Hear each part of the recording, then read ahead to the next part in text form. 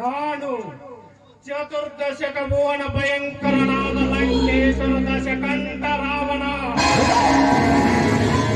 ನಾನು ಸರ್ವ ಸ್ವತಂತ್ರನಾದ ಪ್ರಬುದ್ಧ ರಾವಣ. ಎಲ್ಲ ಬ್ರಹ್ಮಾಂಡ ತಂಡಗಳನ್ನು ಚಂಡಾಡಬಲ್ಲ ಕಣ್ಣು ದಾಳಿಗಳಿಗೆ ಮಂಡಲ ನಾಯಕನಾದ ಖಂಡನೆಯ